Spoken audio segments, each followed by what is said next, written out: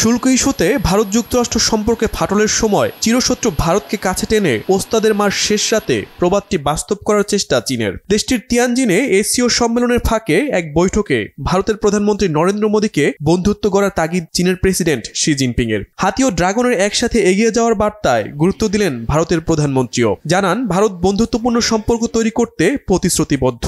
সীমান্তে সেনা প্রত্যাহারের পর দুই দেশের মধ্যে শান্তি ও স্থিতিশীলতার পরিবেশ তৈরি হয়েছে। গত 7 বছরের মধ্যে প্রথমবারের মতো চীন সফরে গিয়েই এই মন্তব্য করলেন প্রধানমন্ত্রী নরেন্দ্র মোদী। গত বছর কাজানের সীমান্তে সেনা প্রত্যাহার নিয়ে খুব ভালো আলোচনা হয়েছে। বর্তমানে দুই দেশের মধ্যে শান্তি ও স্থিতিশীলতার পরিবেশ তৈরি হয়েছে। পারস্পরিক আস্থা, সম্মান ও সংবেদনশীলতার ভিত্তিতে ভারত চীন সম্পর্ককে এগিয়ে নিতে ভারত প্রতিশ্রুতিবদ্ধ। দুই দেশের 280 কোটি মানুষের স্বার্থ আমাদের পারস্পরিক সহযোগিতার সঙ্গে জড়িত। এটি সমগ্র মানবতার কল্যাণের পথও প্রশস্ত করবে।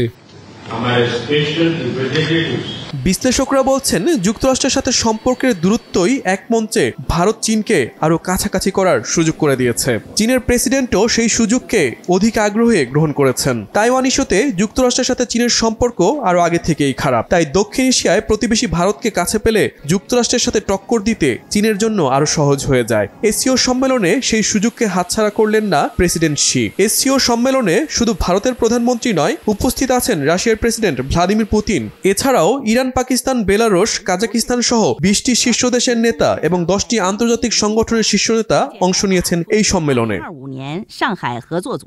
ইউক্রেন যুদ্ধ থামাতে রাশিয়াকে নিষেধাজ্ঞা সহ নানা হুমকি দিয়ে আসছে যুক্তরাষ্ট্র। আর রাশিয়ার কাছ থেকে তেল কেনায় ভারতের ওপর 50% শুল্ক আরোপ করেছে মার্কিন প্রশাসন। ইরানের সাথে পরমাণু ইস্যুতে পুরনো শত্রুতা বহাল আছে মার্কিনীদের। তাই বিশ্লেষকদের মতে ভারতের সাথে সম্পর্ক উন্নয়নের পাশাপাশি রাশিয়া, ইরান, পাকিস্তানের সাথে জোট করে যুক্তরাষ্ট্রকে টেক্কা দিতে এই সম্মেলনকে কাজে লাগাতে চেষ্টা করবেন চীনের প্রেসিডেন্ট শি জিনপিং। আর এতেই স্পষ্ট হচ্ছে পশ্চিমা বিশ্বের সাথে দক্ষিণের দেশগুলোর দূরত্ব তৈরির বিষয়টিও। Shahid Arafat, Bangla vision, news desk.